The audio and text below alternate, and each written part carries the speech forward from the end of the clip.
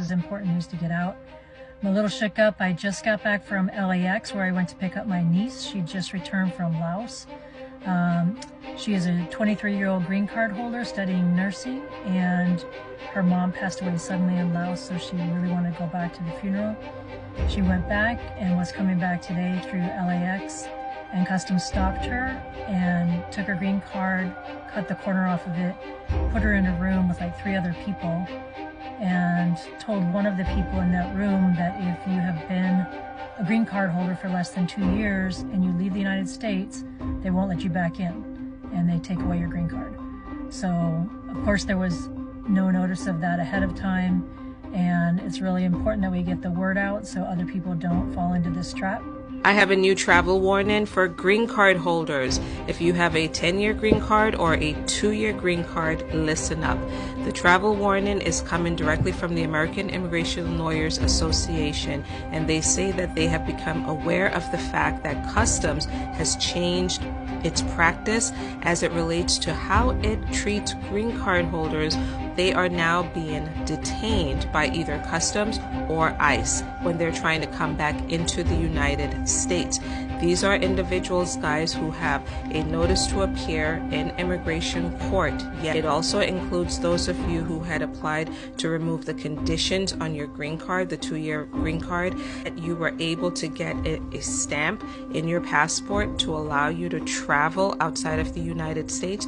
You are also at risk of being detained upon entry into the United States. So it is advisable at this time that green card holders who not travel internationally. Travel warning for green card holders. Yes, you heard me. Green card holders. This is for those of you guys that have a 2-year green card or a 10-year green card. Sometimes in the process of removing your conditions, things may not work out. Your case may have been denied. They send you a notice to appear. Somehow you were able to get a stamp in your passport to be able to travel. Those green card holders that are traveling or thinking about traveling and they have a stamp, now your case is denied. You are in removal proceedings. Do not travel. Upon entry, they'll detain you. Also, if you have a 10-year green card and somehow you have an NTA issued, either for some sort of violation, you're also at risk. If you're going to travel, need your green card, you got a stamp in your passport, now you're in removal proceedings, you will be detained upon entry. If you have a stamp to travel, do not travel, you will be detained. Hey, it's Congressman Garcia, and I kid you not. After just last week, a lot of you saw me criticizing and taking on Elon Musk, what he's doing to our government in Congress, in committee. I have now received a letter, an official letter from the Department of Justice run by Trump and sent by his hand-picked selected U.S. attorney, essentially saying that they are investigating me, the Department of Justice, for criticizing Elon Musk just last week and for using essentially metaphors and figures of speech as I was criticizing Elon and saying that we should take him on. This is crazy. They're weaponizing the Department of Justice and now go after members of Congress who are willing to speak up and speak out. Just incredibly disturbing, should be disturbing for any American. Obviously, we as members of Congress should have the right to oppose an administration that we disagree with.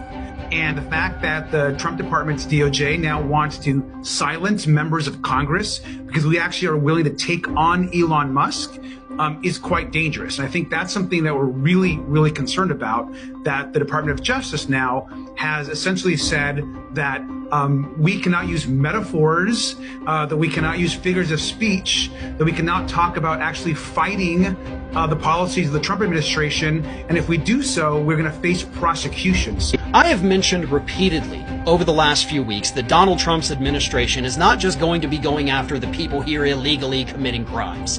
No, his mass deportation plan is going to include people that are in this country illegally, people that are in this country legally.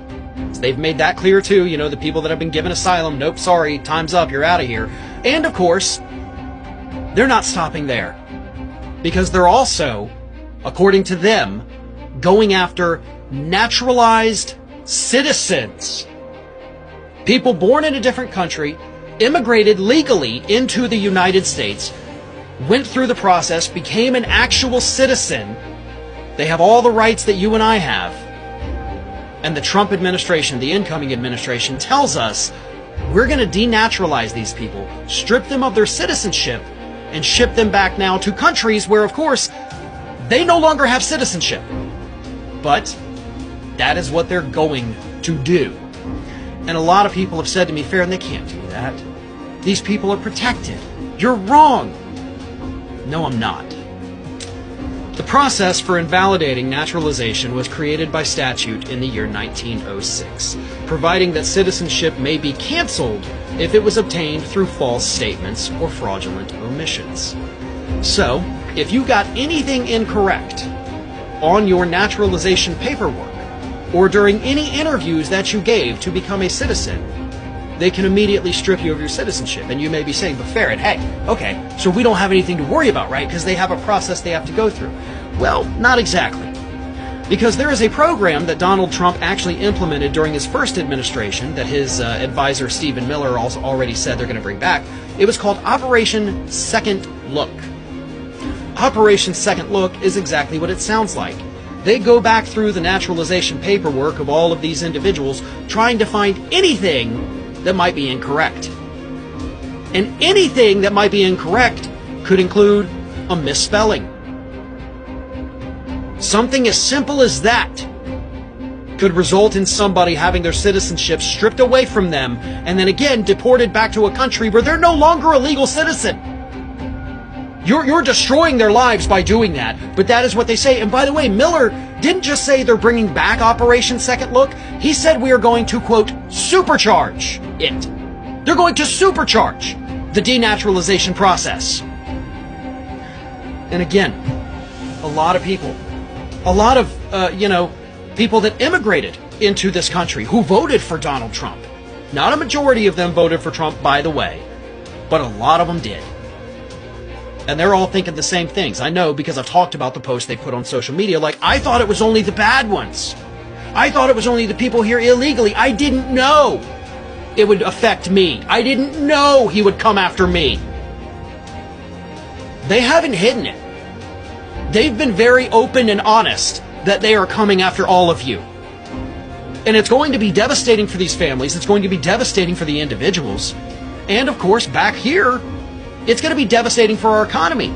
It's going to devastate local economies. It's going to destroy the national economy, as every economist who has looked at this has told us. This plan is an absolute, utter disaster. And we can't do anything to stop it. We tried to prevent it.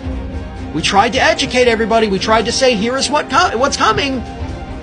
But no. You thought we were just, these panicky liberals, right? These delusional kooks, as Joe Rogan called us on the left on YouTube a couple days ago. We're delusional kooks. Well, all right. We warned you. But y'all wanted to be a-holes about it. Still want to be a-holes about it. And at this point, when the economy tanks, don't come crying to us anymore. As of right now, this moment, I'm out of sympathy. You get what you deserve. Now you're finding out, you dumb fucking idiots. Now you're just figuring this shit out.